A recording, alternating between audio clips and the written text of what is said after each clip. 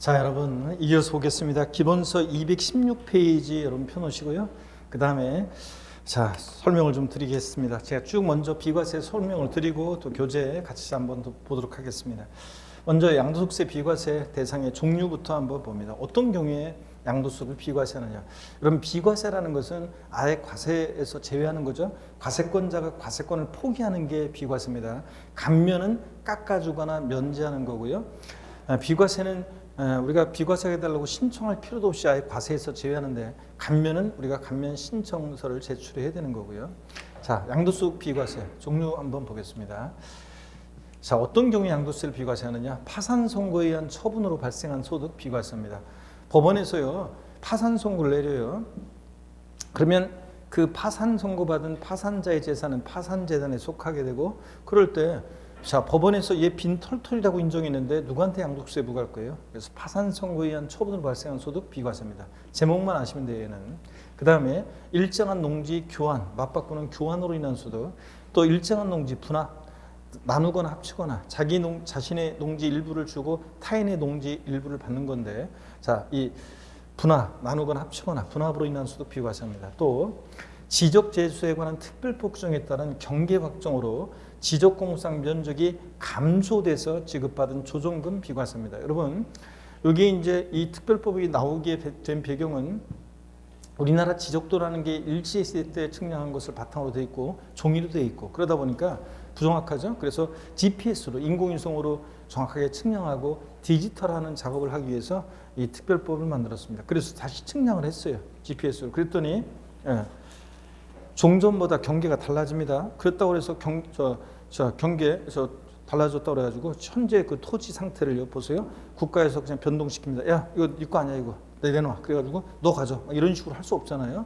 그래서 종전 그 토지 현황은 그대로 있어요. 다만 공부상 면적이 늘어난 사람한테는 조정금을 징수하고 줄어든 사람한테는 조정금을 지급합니다. 그러면 이거는 실제 토지를 사실상 이전하고 대가받는 게 아니잖아요. 그래서 실제 토지는 그대로 있잖아요. 그렇기 때문에 이런 경우에 양도에 당하지 않는데, 이 주는 주체도 조정금을 지급하는 주체도 공적기관이고요. 그렇기 때문에 이거 토지 현상 그대로 있고 그 공부상 면적만 왔다 갔다 한 거기 때문에, 그러면서 받은 거기 때문에 이 감소돼서 면적이 감소돼서 지급받은 조정금 비과세입니다. 자, 꼭 알아두셔야 되고요.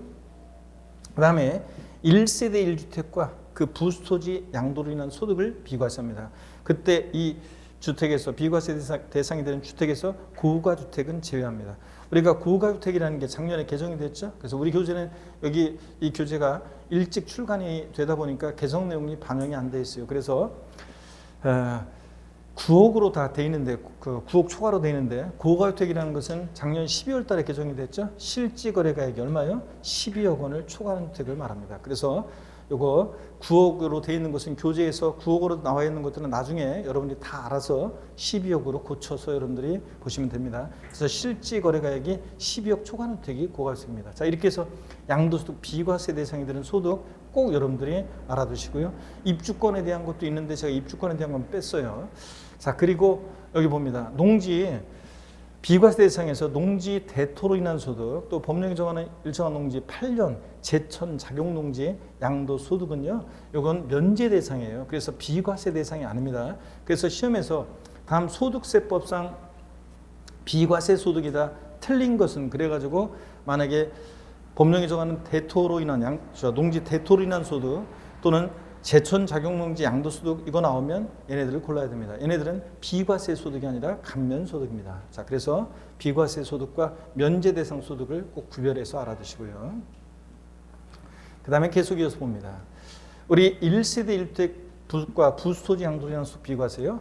1세대가 양도일 현재 국내 1주택을 보여야 됩니다. 여러분 보세요. 양도일 현재로만, 자, 1세대원이 갖고 있는 주택을 전부 다 합산했을 때 양도일 현재 국내 우리나라의 1주택을 보여야 됩니다. 세대원이 갖고 있는 주택수를 전부 다 합쳤을 때, 또 양도일 현재만 1주택이면 되는 거지 과거에 집이 몇 채 있었는지는 상관없어요. 또 양도일 현재 국내 1주택을 보여야지 해외에 있는 주택은 주택수 계산에 포함하지 않습니다. 해외에 있는 주택은. 그래서 해외에 있는 주택은 여러분이 만약에 해외에 1세대 1주택이다, 해외에 있는 주택, 그건 비과세도 안 해줍니다. 양도는 이제 국내 우리나라에 있는 1주택이 됩니다. 그리고 국내 주택 하나가 있고 해외 주택 하나가 있으면 해외에 있는 주택은 주택수익세에 포함 안 하니까 국내 1주택을 양도했을 때 1주택 양도가 됩니다. 아셨죠, 여러분? 해외에 있는 주택은 주택수익세에 포함하지 않고. 양도를 현재 2년 이상 보유해야 됩니다. 물론 이렇게 예외가 있습니다. 이제 우리가 2주택이어도 1주택 양도를 보는 특례가 있고 2년 미만 보유했는데도 비과세 받을 수 있는 특례가 있는데 그건 이따 보기로 하고, 하여튼 1세대가 양도를 이제 국내 1주택을 2년 보유할 때 비과세입니다. 또 미등기 아니어야 됩니다. 미등기 양도하면 비과세 폐지되고요. 허위계약서 작성, 업계약서나 다른 계약서 썼다 그러면 비과세 폐지합니다. 또 잠깐만요. 아까 2년 보유해야 된다고 했는데 다만 취득 당시 조정 대상적인 주택을 조정 대상 지역 공고일 이후에 취득한 주택의 경우는 2년 보유도 해야 되지만 그 보유기간 중에 2년 거주도 해야 됩니다. 그래서 조정 대상 지역 공고일 이후에 조정 대상 지역에 있는 주택을 취득하면 2년 거주 요건도 있다는 거. 그래서 여러분들이 조정 대상 지역 공고일 이전에 옛날에 취득한 주택이요, 그거는 2년 보유만 해도 비과세예요. 거주 요건 요하지 않습니다. 조정 대상 지역 공고일 이후에 취득한 조정 대상 지역 내 주택만 2년 거주 요건을 요하고요. 여기 한번 보세요. 비거주자라는 것은 국내 우리나라에 주소가 없거나 183일 이상 거소 두지 아니한 개인을 말하죠.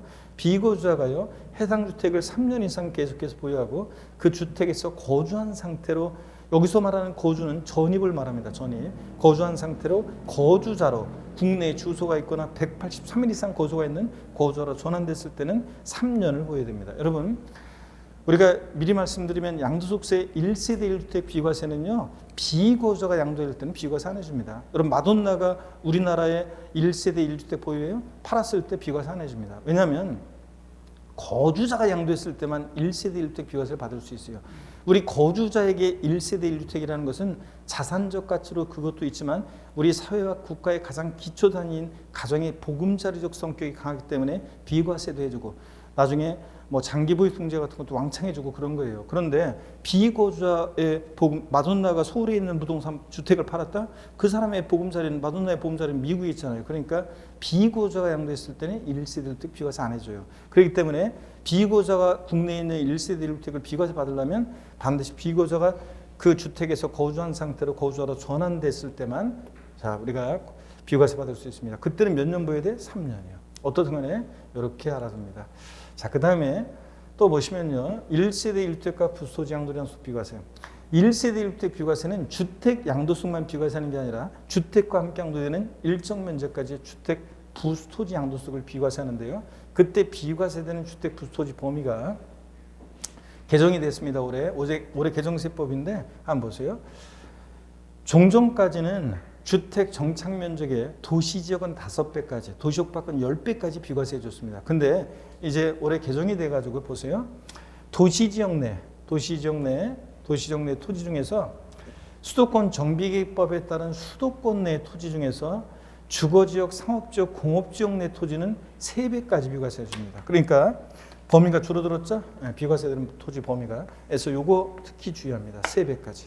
자, 그리고 나머지는 수도권 내 토지 중 녹지지역 내 토지 5배, 수도권 밖의 도시지역 내 토지 5배. 그러니까 그냥 그 밖의 토지는 건물 정착 면적 10배. 그러니까 그냥 이렇게 말하면 돼요. 1세대 1주택 비과세되는 주택 부토지 범위요. 도시지역 내는 5배, 도시역 밖은 10배다. 다만 뭐만 주의하면 돼? 도시지역 내 수도권 중에서 주거지역, 상업지역, 공업지역만 몇 배라고요? 3배. 요것만 주의하면 됩니다. 까지 비과세입니다. 건물 정착 면적의 3배까지만. 이것만 주의하시고요. 그 다음에 계속 이어서 봅니다. 자, 농지 교환 또는 분합으로 인한 소득 비과세인데 여러분, 자, 농지 교환 또는 분합으로 인한 소득 비과세 거기 어디냐면 우리가 216페이지 교재 일단 여기까지 한번 보겠습니다. 비과세 양도소득 4절에서요. 별표 2개 하셨으면 비과세 소득의 종류, 다음의 소득에 대해서는 양도세를 과세하지 않는다. 그러나 매출이 미등기 양도자산에 해당하거나 허위계약서 작성한 경우에 등기로 의제되는 경우 제외하고는 비과세를 정하지 않는다. 자, 제목에다 체크하면 돼요. 파산 선고에 처음으로 발생한 소득 비과세, 일정한 농지 교환 또는 분합으로 발생한 소득 비과세, 그 다음에 양가로 3번 지적재주소에 관한 특별법 중에 따른 경기 확정으로 지역공상 면적이 여기요 증가가 아니라 감소돼서 지급받은 조정금은 양도세를 비과세합니다. 그리고 양가로 4번이요. 다음에 어느 하나에 해당하는 주택. 그래서 실지 양도한가액이 9억으로 되는 건 전부 다 얼마로 고친다고요? 이제 12억이요. 그래서 12억 원을 초과하는 고가 주택은 제외합니다. 과 부수토지 양도로 발생한 소득. 그래서 결국은 이게 1번 읽어보면 1세대 1주택과 그 부수토지 양도로 한 소득 비과세를 말하는 거고요. 동그라미 2번은 이제 1세대 2주택 특례에 해당하는 주택 비과세라는 얘기고요. 하여튼 그래서 양가로 4번은 1세대 1주택과 그 부수토지 양도로 한 소득 비과세입니다. 그 다음에 양가로 5번은 조합원 입주권과 관련한 것은 신경 쓰지 마세요. 여러분 입주권은 하여튼 주택수 계산에 포함하고 입주권을 양도했는데도 비과세 받을 수 있는 특례들이 있다더라. 이렇게 말고 그냥 가시면 돼요. 그리고 거기 보조단 참고해서 1세대 1주택 비과세 요건 충족 시에도 과세되는 경우 실지 양도한 이거는 제가 좀 이따가 이제 설명을 드릴 거예요. 또 자세히 실지 양도한 가액이 9억을 또 얼마로요? 12억. 원 초과하는 주택, 고가주택 비과세 폐지됩니다. 미등기 양도하면 비과세 폐지됩니다. 또 3번 허위계약서 작성했을 때 비과세 폐지됩니다. 허위계약서, 업계약서는 다른 계약서 썼을 때 비과세 폐지됩니다. 이런 것도 밑줄 그어서 알아두시고요. 비과세 1세대 주택 비과세 폐지되는 경우 비과세 양도소득에서 양가로 1번 파산 선고에 의한 초과 발생한 소득 비과세 이건 제목만 아시면 되고요. 217페이지 양가로 2번 농지 교환 또는 분합으로 발생한 소득 비과세예요. 이거는 19회 시험 때 처음으로 나왔다가 20회 시험 나왔다가 옛날에 그 이후에는 독립한 문제로 나온 적은 없고 종합 문제 속에서 지문 한 줄 나오는데요. 자, 나중에 우리가 요약집이나 문제풀이 같은 거 할 때 좀 더 자세히 볼 기회도 있겠지만 일단 제일 중요한 것만 보고 가겠습니다. 동그라미 2번입니다. 농지 교환 또는 분합 시 비과세 요건 있죠? 요것만 여러분들이 밑줄입니다. 농지 교환 또는 분합으로 인해서 발생한 소득에 대해서는 자 여기부터 밑줄이에요. 교환 분합하는 쌍방 토지 가액의 차액이 큰 편의 4분의 1 이하인 경우에 한해서 양도세를 비과세한다 밑줄짝이요. 그럼 여기 어떤 건지 설명을 드려볼게요, 여러분들. 자 여기를 봅니다, 여러분들. 자 농지 교환 또는 분합으로 인한 비과세 어떤 건지 한번 봅니다. 요 요건만 알면 된다고 그랬죠.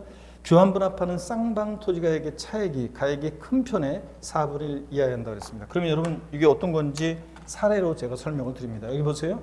교환 분합하는 A 농지 가격은 예를 들어서 10억 원. 교환 분합하는 B 농지 가격은 예를 들어서 8억 원입니다. 그러면 교환 분합 시 비과세 받을 수 있는지 따져보겠습니다. 다른 요건은 고려하지 않고요. 교환 분합하는 쌍방 토지 가액의 차액이 얼마입니까 지금? 고액 토지 가액에서 저액 토지 가액을 뺀 차액 얼마예요? 2억. 차액이 큰 편 토지 가격의 4분의 1 이하야 한대요. 그 말은 이하란 말은 작거나 같아야 한다는 얘기입니다. 그러면 10억의 4분의 1이면 2억 5천이죠? 네, 10억의 4분의 1이면 2억 5천. 자 그러면 차액이 큰 편 토지 가격의 4분의 1보다 2억 5천보다 작거나 같죠? 그러니까 A 농지와 B 농지는 교환 분합 시 비과세 받을 수 있습니다. 자 그럼 이번에는요. 교환 분합하는 A 농지 가격은 예를 들어서 10억. 교환 분합하는 B 농지 가격은 이번에 5억으로 하겠습니다. 5억으로. 그랬을 때 비과세 받을 수 있다 따져보겠습니다. 교환 분합하는 토지 가격의 쌍방 토지 가격의 차액이 얼마입니까? 차액이 5억. 큰 편 토지 가격 10억에 얼마요? 4분의 1 이하야 돼요. 4분의 1 이하. 작거나 같아야 되는데 지금 10억에 4분의 1이면 얼마요? 2억 5천이요. 차액이 자, 큰 편 토지 가격이 4분의 1보다 크죠 지금? 그러니까 A 농지와 B 농지는 교환 분합 시 비과세 받을 수 있다 없다? 없다. 여기서 얻을 수 있는 힌트는 요건에서 얻을 수 있는 힌트는 너무 가격의 차이가 나면 악용의 소지가 있으니까 안 된다 그런 얘기입니다. 차이가 너무 나면 안 된다. 자 그래서 이 사례도 알아두시고요. 요 요건 반드시 알아야 됩니다. 차익이 큰 편의 4분의 1 이하인데 3분의 1로 바꾼 적도 있고 큰 편입니다. 큰 편의 4분의 1 이하. 요 정도 알아두시면 되고요. 그 다음에 우리 교재 이제 그 교환 분합으로 인한 소득 비과세에서는요. 하여튼 교환 분합으로 인한 소득 비과세에서는 몇 년 나왔다. 그러면 다 몇 년이냐면 3년이에요. 교환 분합으로 인한 소득 비과세에서는 기간 몇 년 나왔다. 다 무조건 몇 년이다? 3년. 요것만 알고 갑니다. 자, 농지라는 게요. 우리 양도소득세에서 비과세 감면 대상이 되는 농지라는 것은 논밭 과수원으로서 지적공부의 지목에 관계없이 실제로 경작에 사용되는 토지를 말하는데 시험에서 바꾸면 양도소득세에서 감면 대상이 되는 또는 비과세 대상이 되는 농지란 반드시 지적공부상 지목이 논밭 과수원이어야 한다 그러면 틀려요. 또 지목은 농지 지목은 3개 지목이에요. 논밭, 과수원이요. 취득세에서 농지는 논밭, 과수원, 목장용지까지 4개 지목인데 재산세에서 농지는 논밭, 과수원, 양도세에서도 농지는 논밭, 과수원입니다. 3개 지목입니다. 자, 이렇게 해서 봅니다. 교재, 우리 교재 217페이지, 여기 교재 217페이지 참고 한번 보세요. 참고. 거기 보조단 두 번째 걸 봅니다. 보조단 두 번째 거 보니까 농지 범위가 농지란 전답으로서 되어 있죠? 틀렸습니다.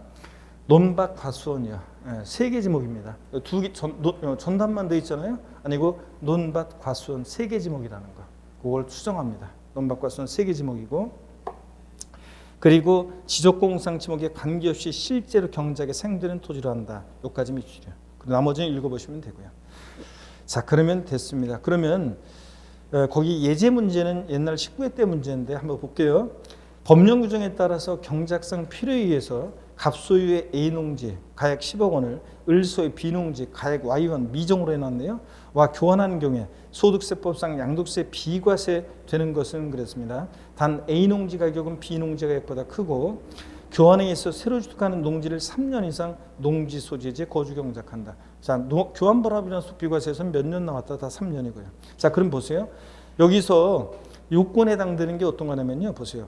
A 농지 가격 10억인데 이게 더 큰 거라 그러잖아요. 그럼 고액 토지 가격에서 저액 토지 가격 Y원을 뺀 차액이 큰 편 토지 가격 10억이 얼마? 4분의 1 이하야 돼요. 작거나 같게 부등호로 돼 있는 거. 자, 그러니까 10억의 4분의 1이면 얼마입니까? 10억의 4분의 1이면 얼마예요? 2억 5천이고. 그래서 작거나 같게 돼 있는 거 이게 1번이 정답입니다. 2억 원, 2억 5천 이거는 의미가 없는 거예요. 자, 그래서 1번이 정답입니다, 여러분들. 자, 그런 거고 넘어갑니다. 218페이지 1세대 1주택 양도로 인한 소득 비과세인데요.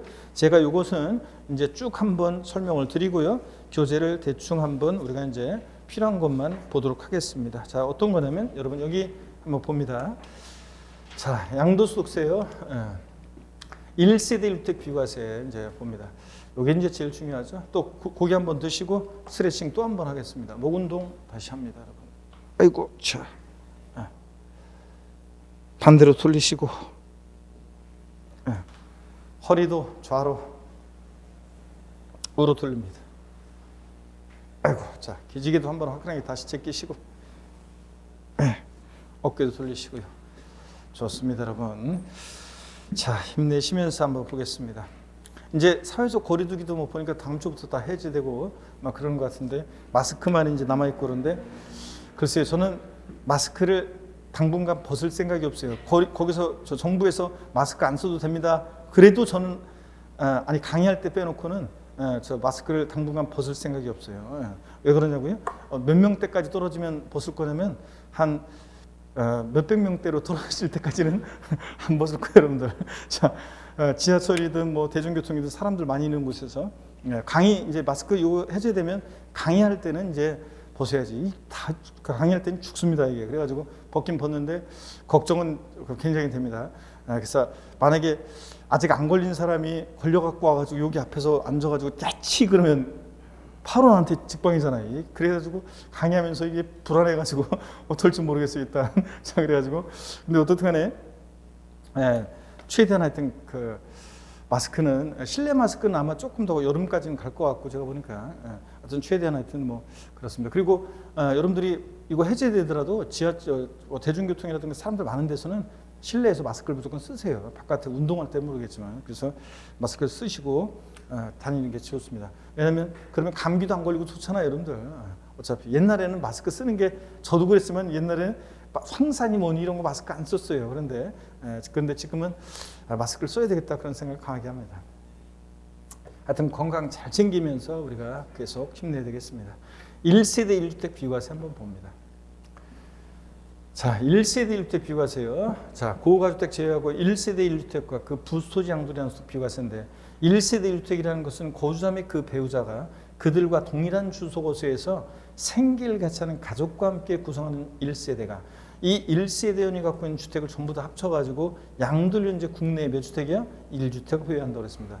해외에 있는 주택은 주택수에 포함하지 않고 과거에 집이 몇 채 있었는지는 상관없고 양도를 현재만 1주택이면 되고요. 해당 주택의 보유기간이 몇 년이요? 2년 이상이 되고 비고자가 고자로 전환될 때는 몇 년 이상이 되고 3년 이상을 보여야 됩니다. 자, 근데 다만 조정대상적 주택을 양도할 때 취득 당시 조정대상적인 주택을 조정대상지역 공골 이후에 취득하는 경우에는 그 보유기간 중에 고주기간 몇 년? 2년 이상 고주해야 되고요, 여러분들. 자, 아까 말씀드렸었고 1세대 1주택 비과세 배제되는 경우에 아까 우리 교재 그 보조단에 있었는데 비고주가 양도하는 경우 비과세 배제됩니다. 여러분 아까 그랬죠? 거주자가 양도했을 때만 비과세 해주는 거지 마돈나가 우리나라에 있는 1세대 1주택을 양도했다? 그러면 그 마돈나에게 보금자리는 해외에 있기 때문에 마돈나가 양도하는 1세대 1주택은 일반적인 상가나 토지 양도와 다를 바가 없습니다. 그래서 비과세 안 해줍니다. 반드시 고주자가 양도해야 되고요. 그 다음에 고가주택 양도요. 물론 예외가 있는데 예외 이거 고친다는 게 예외 있는데 비고자 양도하더라도 비과세 받을 수 있는 것은 어떤 거냐면 나중에 이제 보유기간 특례에서 나오는 건데 해외 이민으로 출국하는 경우에요. 자, 해외 이민으로 출국하는 경우에 그때 이제 비고자가 됐잖아요. 그렇지만 그 사람 원래 우리나라 사람 거주자였고 해외 이민으로 출국할 때 그때 일정 기간 내에 이제 이 출국일로부터 2년 양도하면 보유기간 거주기간 관계없이 비과세 받을 수 있는데 그럴 때는 예외적으로 비과세 받을 수 있어요. 거주자였었는데 이제 출국하는 해외 이민으로 출국하거나 그런 경우 정당한 사유가 있는 경우입니다. 그렇지만 원칙적으로는 하여튼 비고자 양도하면 비과세 배제됩니다. 고가주택 실거래가 12억 초과하는 고가주택 양도하면 비과세 배제고요. 그 다음에 미등기 양도한 자산 자기 명의로 취득에 관한 등기자정 팔았다 비과세 배제됩니다. 그 다음에 허위계약서 작성이요. 업계약서나 다른 계약서 썼다 그러면 비과세 배제됩니다. 그래서 이건 아까 있었죠? 우리 거기 보조단의 교재. 자, 그래서 꼭 알아두셔야 되고요. 허위계약서 작성의 경우 비과세 감면 배제. 이거 좀 깊은 내용인데 처음 배우는 거 한번 보세요. 토지, 건물, 부동산에 관한 권리를 매매하는 거래 당사자가 매매계약서의 거래가액을 실지 거래가액과 다르게 적어요. 그럴 때는 해당 자산에 대해서 소득세법 또는 소득세법 외 법률에 따른 양도소득세 비과세에 관한 규정을 적용할 때 비과세 받았거나 받을 세액에서 다음에 구분에 따른 금액을 뺀다 그랬습니다. 여러분, 자, 매매계약서에 적은 거래가액과 실거래가액을 다르게 적었다는 것은 업계약서나 다운계약서 썼다는 얘기죠. 허위계약서 작성하면 자, 비과세를 배제하는데 비과세 받았거나 받을 세액에서 다음에 구분에 따른 금액을 뺀다 그랬습니다. 요거는 무슨 얘기냐면 뺀다는 것은 좀 이따 나오지만 비과세 받을 금액에서 비과세 원래 받을 금액이 있었는데 그 금액에서 이 금액을 빼면 그러면 이제 원래는 이제 그러면 그 과세한다는 얘기인데 그 금액에 대해서 자 어떤 얘기인지 한번 보겠습니다. 뺀다 기억하시면서 소득세법 또는 소득세법 외 법률에 따라 양도소득세 비과세에 관한 규정을 적용받을 경우에 비과세에 관한 규정을 적용하지 않는다고 양도세 계산한 산출세액과 그러니까 비과세 안 해준다고 하고 과세가 되니까 양도세를 계산한 산출세액과 이게 예를 들어서 3천만 원이라고 할게요. 예를 들어서 3천만 원. 비과세 안 해준다고 양도세 계산한 산출세액이 3천만 원. 매매계약서 적은 거래가액이 예를 들어서 3억 5천. 매매계약서에 적은 거래가액이 3억 5천. 실지 거래한 가액이 3억. 그러면 차액이 얼마예요? 5천. 이 차액과 비과세 안 해준다고 계산한 산출세액과 비교해가지고 비교가 둘 중 어떤 거? 적은 금액을 비과세 받았거나 받을 세액에서 뺍니다. 자, 이 얘기예요. 그러면 여러분들 여기 어떤 건지 사례를 통해서 한번 봅니다. 하여튼 꼭 여러분이 기억할 것은 허위계약서 작성하면 비과세 감면 배제 또 적은 금액을 뺀다도 한다? 뺀다. 이것만 알고 있으면 답고를 뜰 시장이 없을 건데 제가 예전에 22회 때 기출됐던 문제로 요 허위계약서 작성과 관련한 것을 자 한번 설명을 드려보겠습니다. 여러분 여기 보세요. 자 예전에 22 시험 때 허위계약서 작성하면 비과세 배제한다는 규정이 신설이 됐는데 그해 개정세법이었는데 제가 그랬어요. 그해 허위계약서 작성 나오면 비과세 감면다 배제 작은 금액 뺀다도 한다 뺀다 요것만 알고 있으면 답 고를 데 지장이 없다고 했는데 문제가 나왔습니다. 이렇게 소득세법상 양도소득세 비과세 대상인 1세대 1주택을 고자 갑이 특수관계없는 을에게 다음과 같이 양도한 경우 양도소득세 비과세에 관한 규정을 적용할 때 비과세 받을 세액에서 뺄 금액은 얼마인가 그랬습니다. 비과세 받을 세액에서 뺄 금액은 어떤 거냐. 자, 매매계약 체결일 2022년 7월 10일. 매매계약서상의 거래가액이 3억 5천. 양도시 시가 실거래가액이 3억 원. 업계약서 썼다는 얘기죠, 지금? 허위계약서 작성했습니다. 가외주택에 대한 양도세 비과세에 관한 규정을 적용하지 않는다고 계산한 산출세액이 3천만 원이에요. 그러면 아까 비과세 받았거나 받을 세액에서 뺄 금액은 어떤 거냐.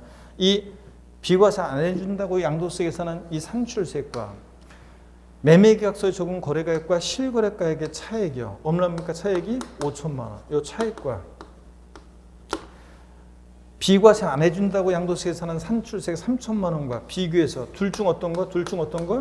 예? 둘 중 작은 금액을 비과세 받았거나 받을 세액에서 뺀다고 그랬습니다. 그러니까 둘 중 5천하고 차액 5천과 3천하고 비교해서 어떤 게 더 적어요? 3천이요. 그래서 정답은 3천만 원입니다. 그러면 여러분 보세요. 그럼 3천만 원이면 여기 어떤 의미인지 한번 볼게요. 자, 원래 이 사람 비과세 안 해준다고 해서 비과세 안 해준 원래 비과세 받을 그러니까 양도세를 계산했어요. 비과세 안 해준다고. 그래서 3천만 원이 계산됐어요. 그러면 이 사람이 원래 비과세 받을 금액이 얼마였어요? 3천. 비과세 받을 금액이 3천이었잖아 원래. 그런데 여기서 지금 둘 중 적은 금액을 빼요. 그러면 3천만 원을 빼. 그러면 0원이 되는데 그러면 이 0원이라는 것은 양도세를 안 낸다는 말이 아니라 이 사람이 원래 비과세 안 해준다고 양도세 계산한 3천만 원에서 이 3천을 빼면 비과세 받을 금액이 하나도 없으니까 결국은 3천만 원 원래 비과세 안 해준다고 양도세 계산한 3천만 원 전체를 과세한다는 얘기입니다. 이런 경우에는 3천만 원 전체를 과세한다는 얘기예요. 네? 3천만 원으로 과세가 돼요. 자, 그런 얘기예요. 그러면 여러분 이렇게 한번 해볼게요. 그러면 왜 처음부터 그냥 애초에 비과세 허위계약서 작성하면 애초에 그냥 3천만 원으로 그냥 비과세 안 해준다고 해서 양도세 계산해서 3천만 원을 딱 부과하면 되는 거지 왜 차액과 비교하냐면요. 여러분 보세요.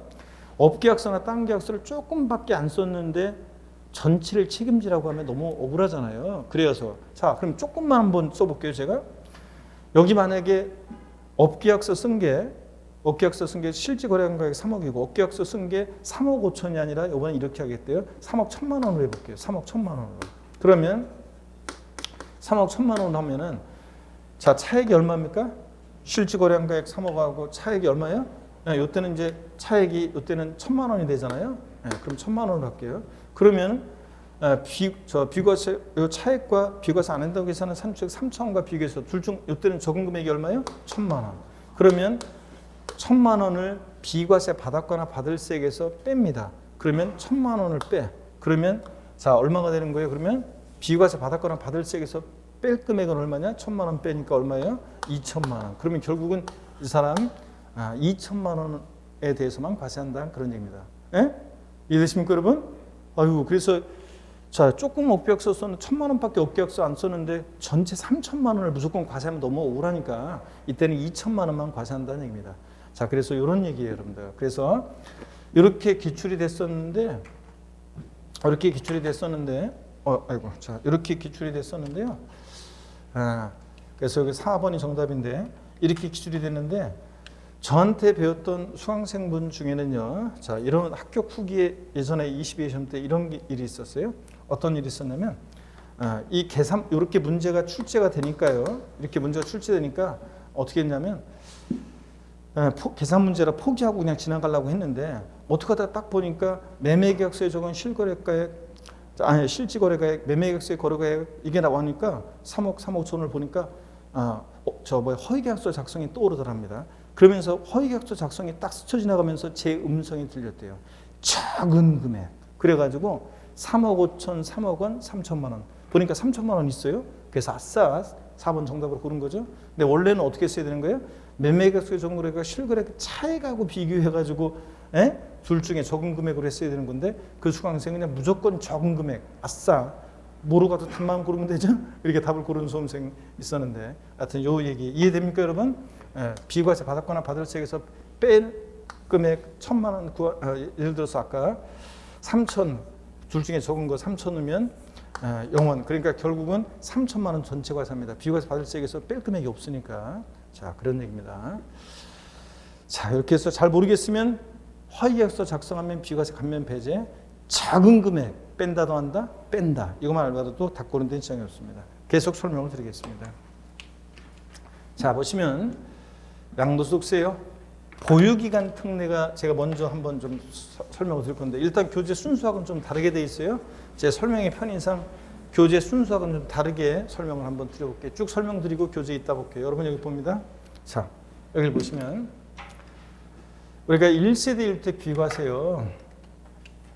원래 2년을 보유해야지 비과세잖아요. 근데 2년 미만 보유했는데도 또 조정대상 지역 같으면 2년 보유도 해야 되지만 2년 거주도 해야 되잖아요. 그 보유한 거주기간 관계없이 비과세 받을 수 있는 특례가 있습니다. 자, 1세대 1주택으로서 2년 보유 및 2년 거주기간에 관계없이 제한 없이 비과세 받을 수 있는 경우 어떤 경우냐? 건설 임대주택 특례입니다.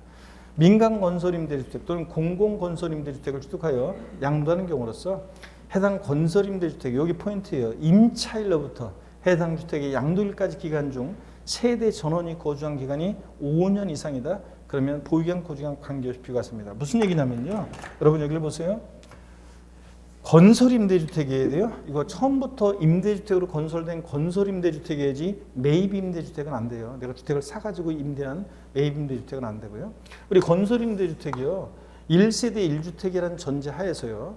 이 보유한 특례는 다 1세대 1주택이라는 전제 하에서 그런 거지 2주택일 때는 안 돼요.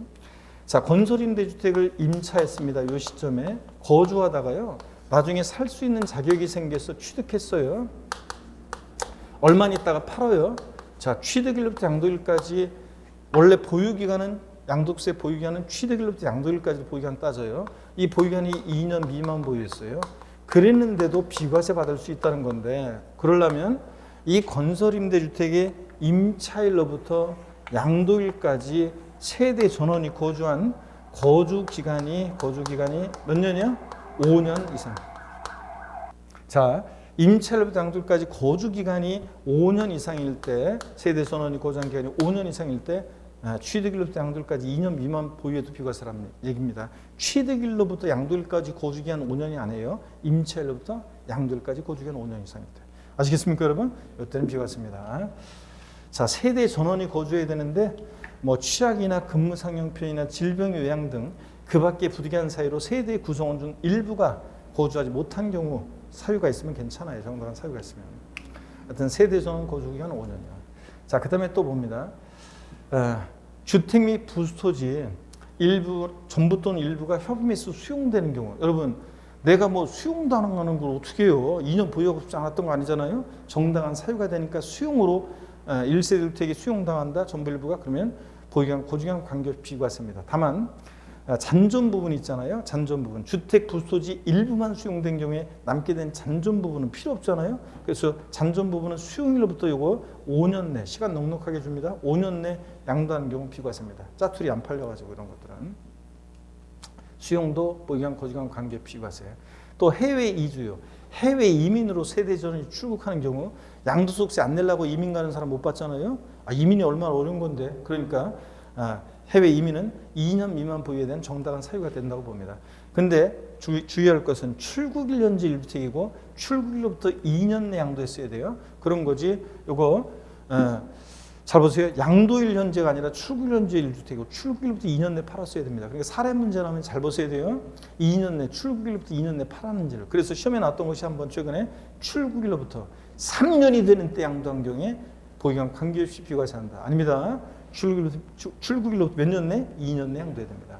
또 취약이나 근무상형편 등 사유로 1년 이상 해외 거주하기 위해서 역시 세대 전원이 출국하는 것도 똑같습니다. 1년 이상 해외 거주해야 돼요. 6개월 이상 온 가족이 나갔다 오면 관광이고 또 혼자서 나갔다 오면 출장이고 그래서 1년 이상 해외 거주하기 위해서 세대 전원이 출국할 때 똑같아요. 출국 1년제 1주택이고 출국일로부터 몇 년 내? 2년 내 양도하는 경우에 비과세입니다. 그래서 역시 출국일로부터 2년 내 팔았는지를 꼭 확인하셔야 됩니다. 자, 또 보면요.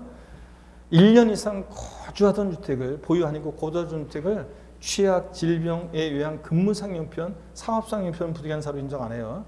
등 부득이한 사유로 양도하고 다른 시군으로 주거를 이전하는 경우 학교폭력으로 인한 전학도 포함해서요. 이거 꼭 주의할 것, 사례 꼭 확인할 것은 1년 이상 반드시 거주했는지를 꼭 확인해야 돼요. 보유하던 주택 아니에요. 예를 들어서 이런 거예요. 만약에 여러분 보세요. 만약에 여러분 봅니다.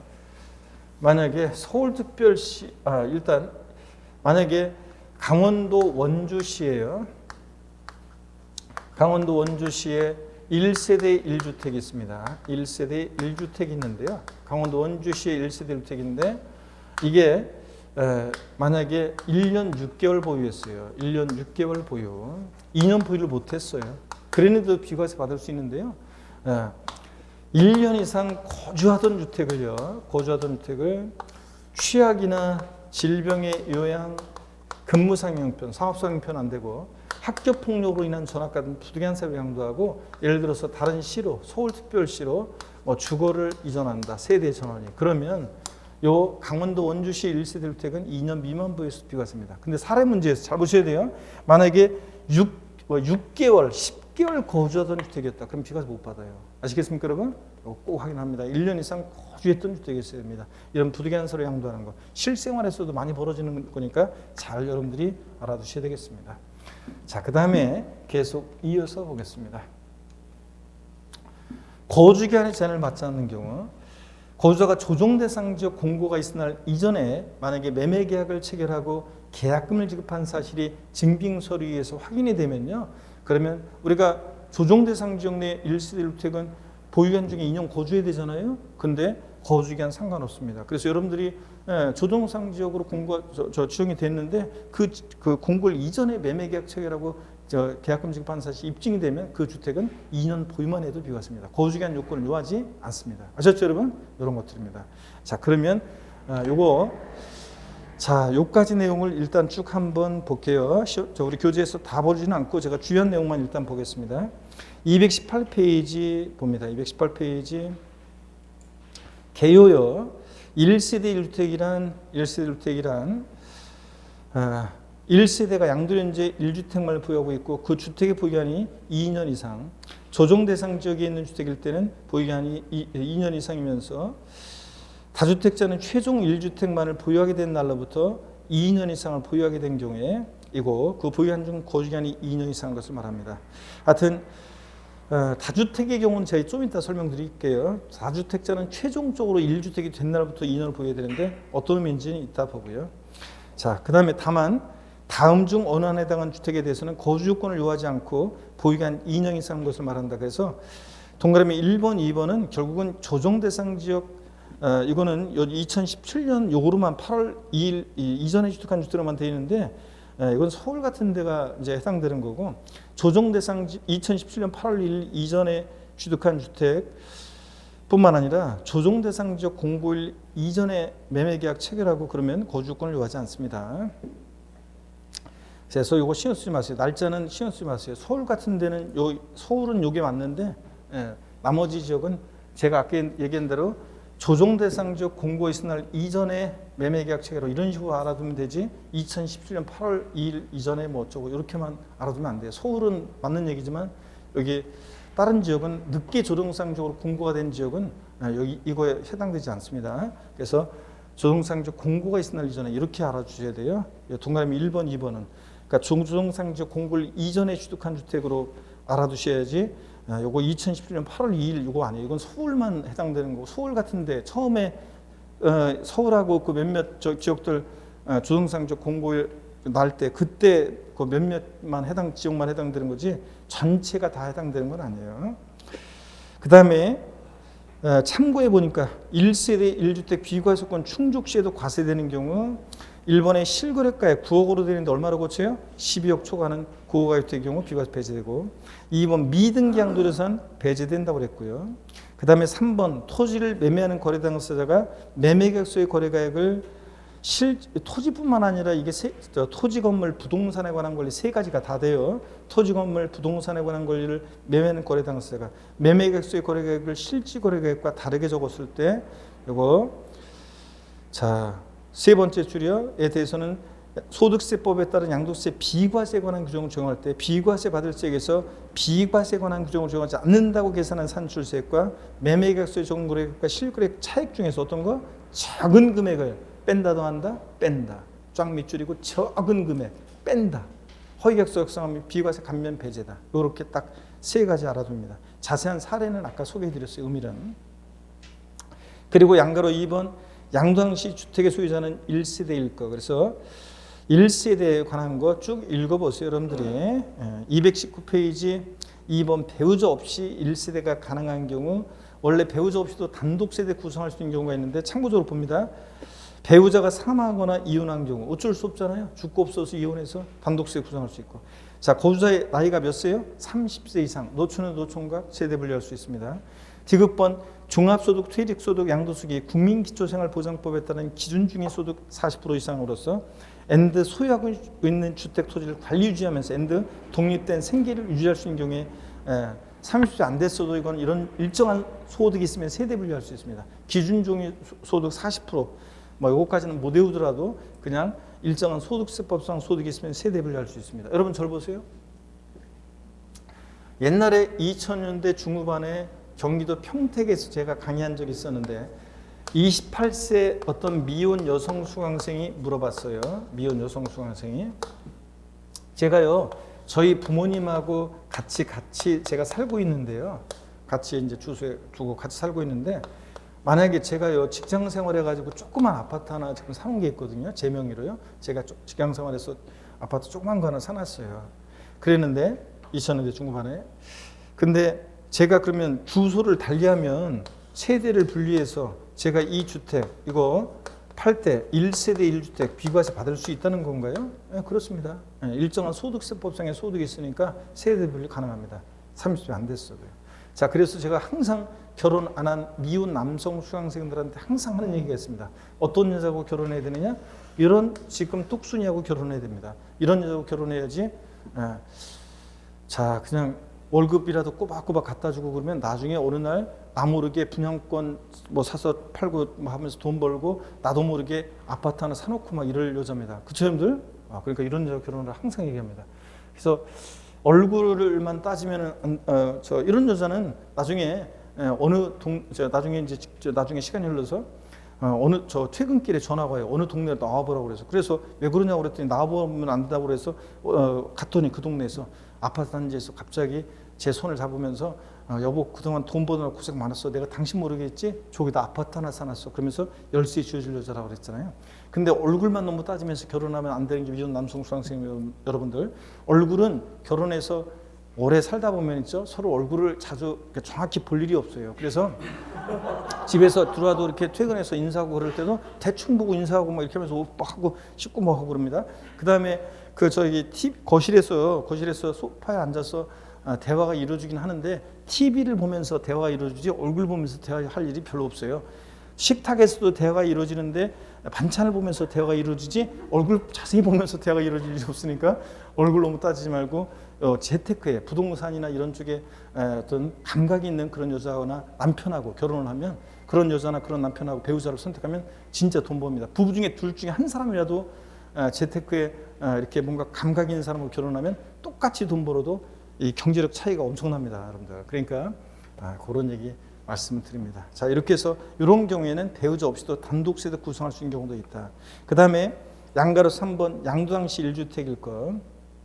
원칙 주택이라면 양도 현재 국내 소유자는 상시 주거용으로 뭐 참고적으로 별장, 콘도, 합숙소, 펜션 이런 거 제외하고 사용하는 건물을 말한다. 2번이요. 주택과 딸린 토지과의 관계. 주택 양도소득만 비과세하는 게 아니라 주택과 함께 양도되는 일정 면적의 주택 부수토지 비과세하는데 이거 별 표시하셔야죠. 특히 기역번 도시지역 내 토지 밑줄, A번 수도권 내 토지 중 주거지역, 상업지역, 공업지역 내 토지 3배 여기 별 표시합니다. 그래서 3배까지만 비과세입니다. 나머지는 어려울 게 없는 게 주택 정착 면적의 도시지역은 몇 배? 5배. 도시밖은 몇 배? 10배. 이렇게만 알면 돼요.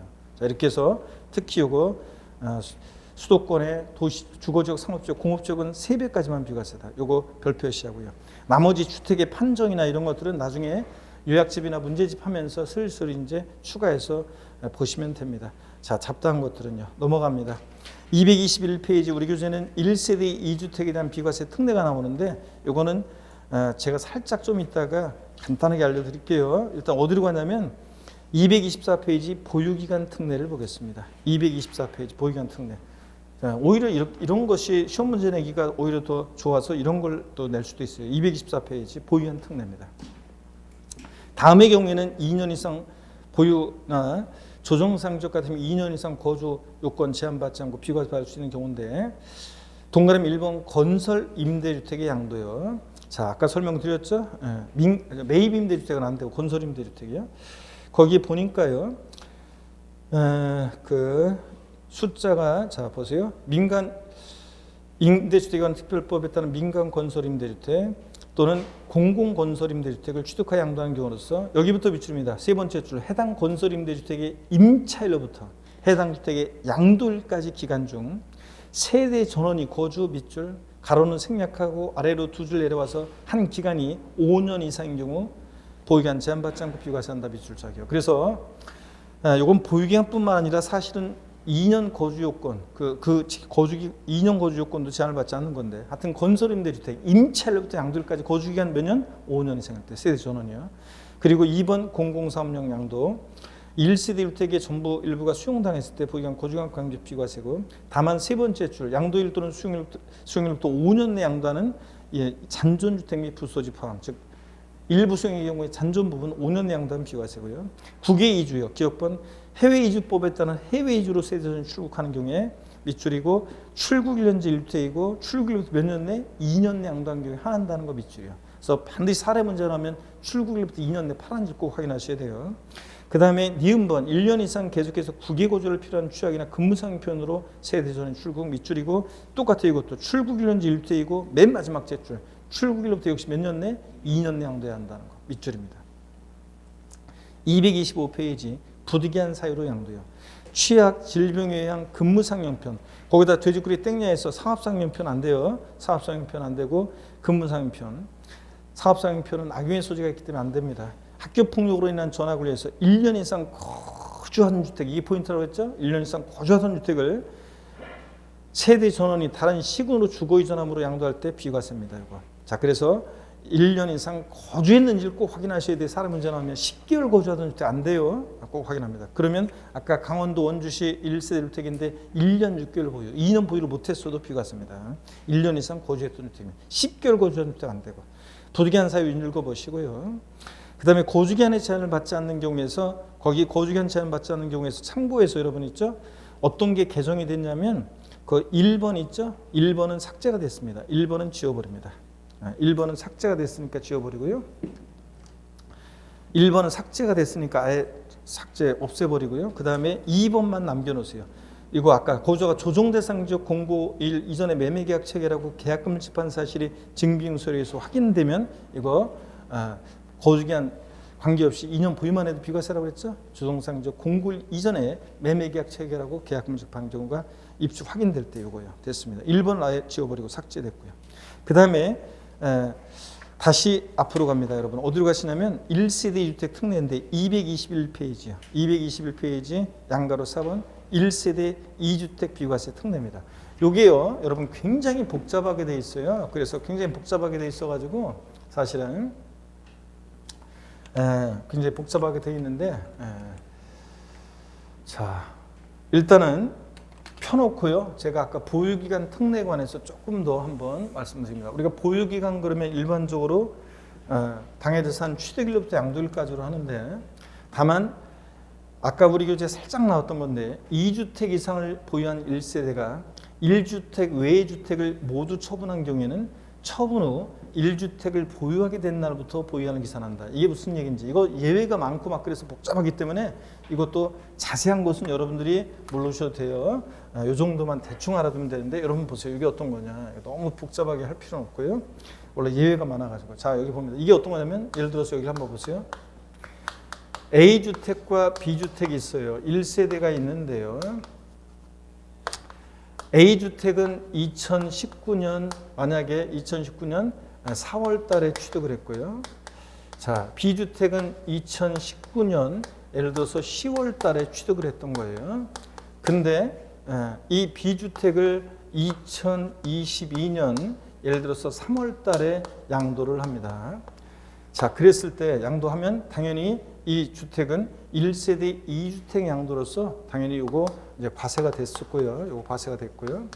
그 다음에 이 A주택을 2019년 4월 달에 취득하는 A주택을 2022년 예를 들어서 5월 달에 또 양도를 합니다. 5월 달에 양도를 해요. 그러면 여태까지는요, 종전까지는 예전에는요, 이 A주택, 양도 당시에 이거 B주택 팔았으니까 양도일 현재 1주택이고, 1세대 1주택이고, 자, 보유기간은 원래 이 주택 취득한 날로부터 양도일까지로 보유기간을 따졌어요, 예전에는. 그래서 다주택자의 경우도, 이런 종전주택 취득일로부터 양도일까지로 보유기간 따져, 다주택의 경우 이제 다 팔고 2주택 하나만 남았을 때, 그래서 보유기간을 따졌는데, 이제는 이렇게 하지 않는다는 얘기입니다. 이렇게 하지 않고 어떻게 하냐면, 다주택자의 경우에 최종적으로 1주택이 된 날, 그러니까 이 사람은, 이 1세대는 지금 최종적으로 1주택이 된 날이 언제예요? 2022년 3월 달이 이 B주택을 팔아서 최종적으로 1주택이 된 날이잖아요.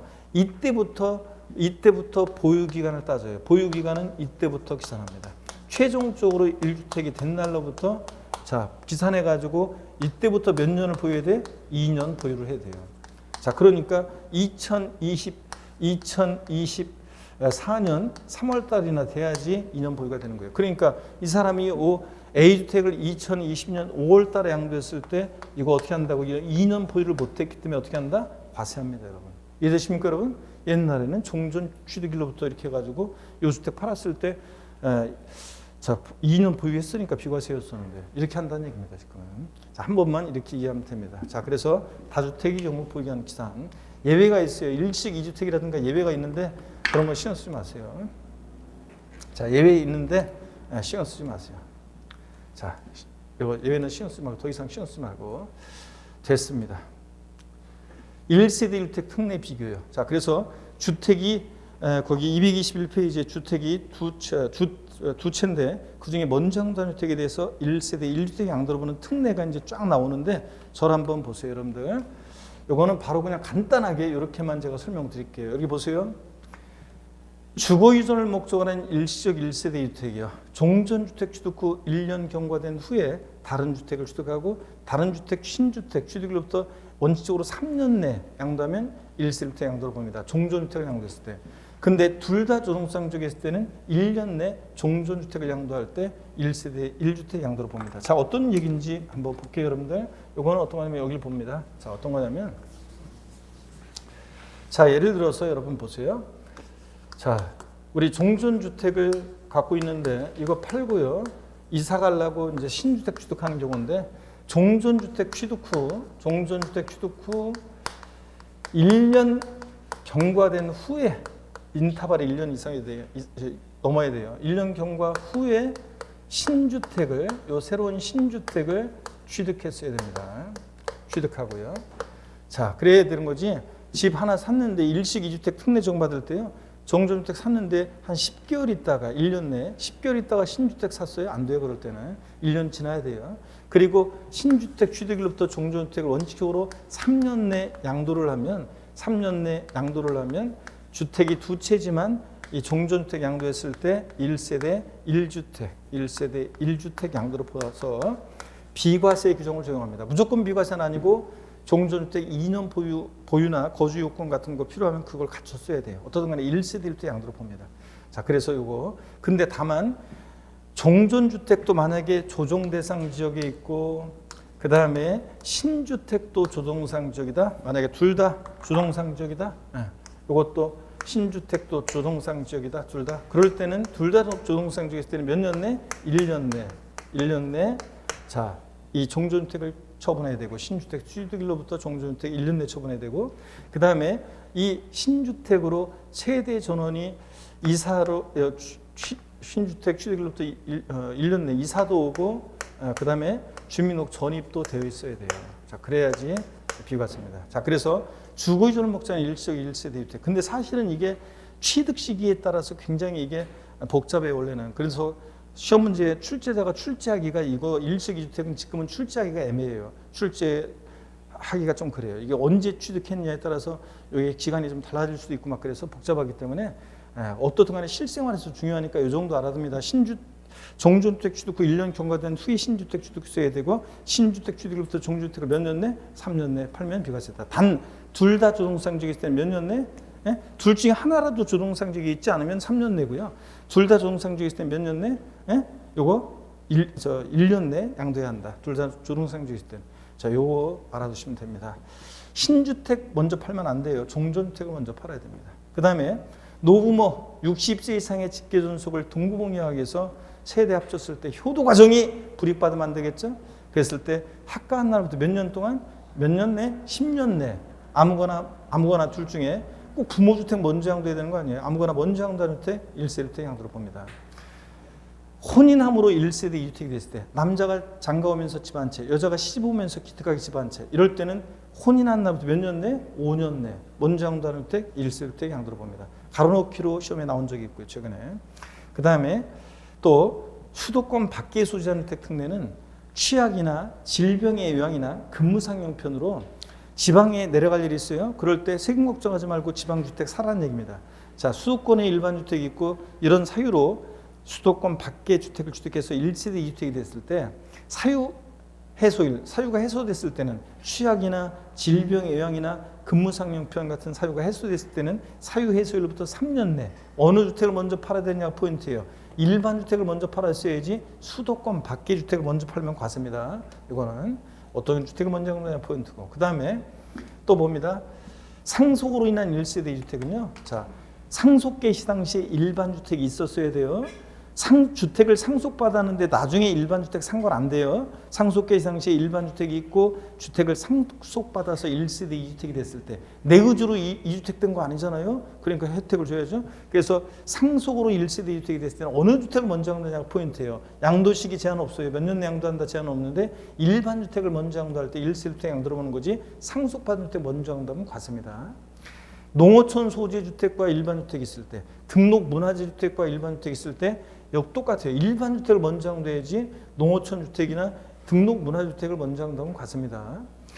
물론 양도시기 제한이 없는데 얘네들은, 근데 다만 귀농주택은 악용의 소지가 있어가지고 양도시기 제한이 있는데 이런 거 복잡한 거 신경 쓰지 말고 오늘은 자, 상속으로 인한 1세대 주택, 농어촌 주택 특례, 문화주택 특례 나오면 어느 주택을 먼저 양도해야 한다? 일반 주택. 그런 거지. 상속주택이나 농어촌주택이나 등록 문화주택을 먼저 한다면 과세다. 이것만 알고 갑니다. 가장 큰 줄거리만. 자, 그리고 여러분 이어서 봅니다.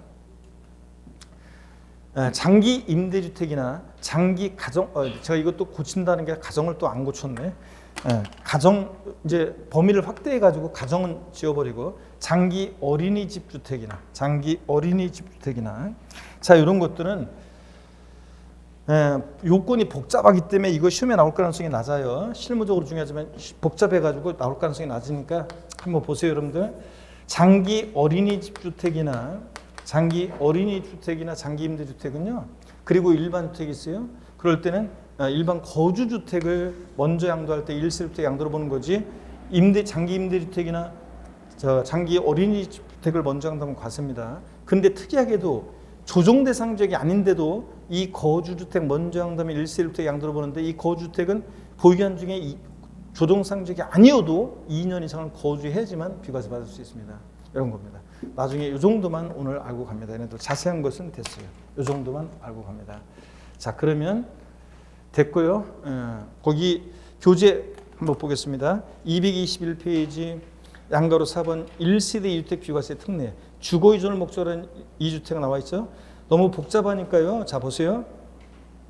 국내 1주택을 소유한 1세대가 종전의 주택을 양도하기 전에 신규주택을 취득.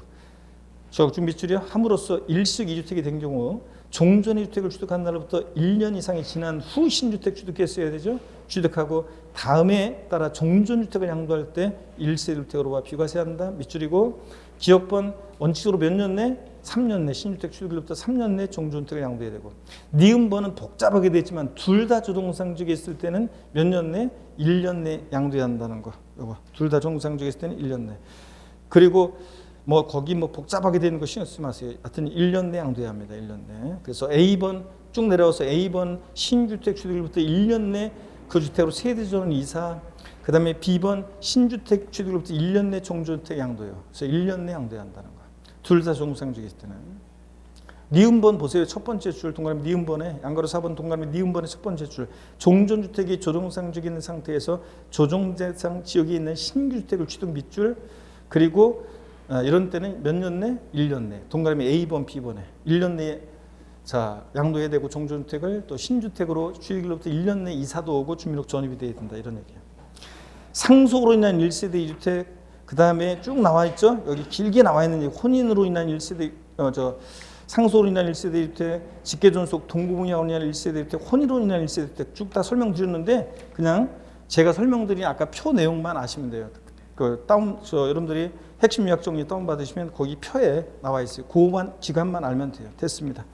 그래서 직계존속, 동거분양 220페이지 혼인으로 인한 경우 그 기간만 알면 돼요. 10년 내, 5년 내, 꼭 기간만 양도해야 한다는 거. 됐습니다. 나머지 자세한 거 잡다한 건 됐고요. 224페이지 보유기한 특례는 말씀을 드렸고, 그 다음에 225페이지 고가주택 있죠. 자, 여기부터 이제 설명을 드릴 예정입니다. 잠시 쉬었다가요. 고가주택, 자, 겸용주택 이런 것들, 그리고 양도세 계산 과정 넘어가겠습니다. 잠깐 쉬겠습니다.